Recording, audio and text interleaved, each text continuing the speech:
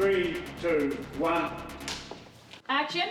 I think the experience of being a part of this revival of Black Christmas, this reimagining, if you will, it's surreal.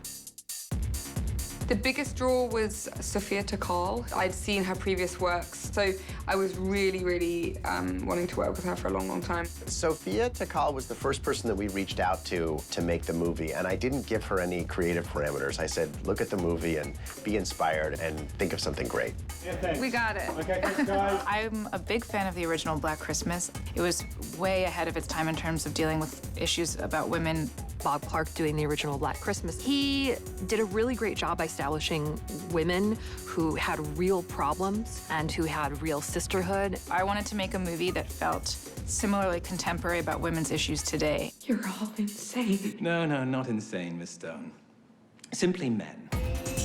Creating multiple killers was a way of saying that, like, just when you think you've beaten toxic masculinity, another wave of toxic masculinity comes to the forefront. The fight for women's rights is kind of never ending. So when we were devising these killers and this mythology and lore of Calvin Hawthorne, we were kind of thinking about the idea that people might kind of become inhuman. This can't be real.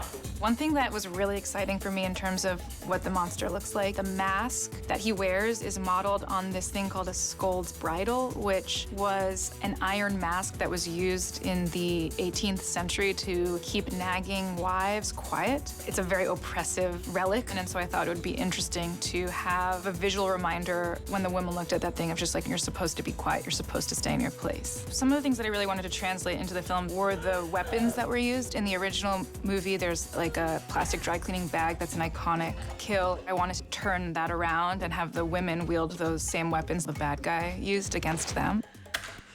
Why isn't it blood?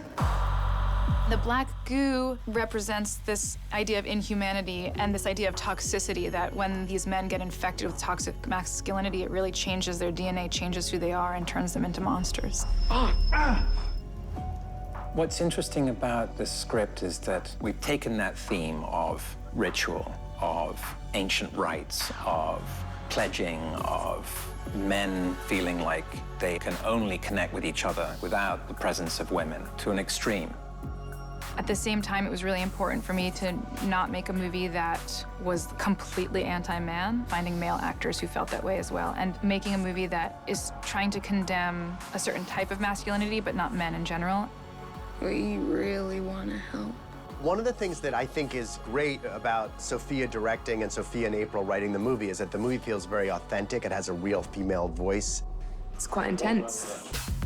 For us, it was really important for redoing a slasher to re-examine what a slasher means in 2019, and especially from a feminine perspective. How could you do that to your sisters? I'm helping women. You get to explore some pretty cool ideas, both great and relatable, and also small and direct, to do with the female experience in an American college campus. It was really important for me to make a movie that addressed important issues like sexism and toppling the patriarchy, but also was really fun to watch and could entertain an audience as much as make them think. Moving on! Yeah!